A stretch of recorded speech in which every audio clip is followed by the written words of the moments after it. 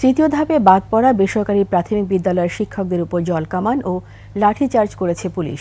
এদিকে বিশেষ বিদ্যালয়ের স্বীকৃতি সহ নানা দাবিতে আন্দোলনরত প্রতিবন্ধী বিদ্যালয়ের শিক্ষকদের জাতীয় প্রেস ক্লাব সংলগ্ন এলাকা থেকে সরিয়ে দেওয়া হয়। বিস্তারিত জানাচ্ছেন দীপু শিকদার। জাতীয় প্রেস ক্লাবের সামনে বেসরকারি প্রাথমিক বিদ্যালয়ের আন্দোলনরত শিক্ষকদের উপর এভাবে জলকামান ও লাঠিচার্জ করে আইন শৃঙ্খলা রক্ষাকারী বাহিনী।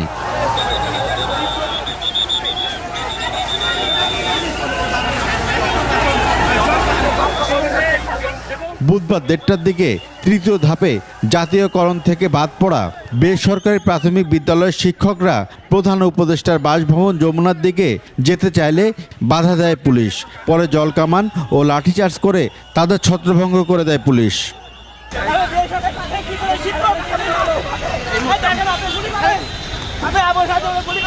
সে সময় 5 জন আহত হন। বিভিন্ন হাসপাতালে প্রাথমিক চিকিৎসা নেন তারা।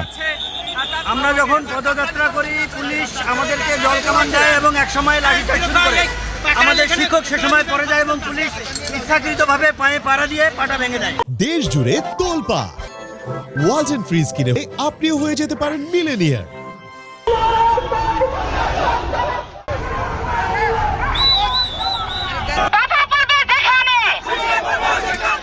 এদিকে সড়ক অবরোধ করে আন্দোলন করায় প্রতিবন্ধী বিদ্যালয় শিক্ষকদের জাতীয় প্রেস ক্লাব সংলগ্ন কদম ফোয়ারা মোড় থেকে সরিয়ে দেয় পুলিশ।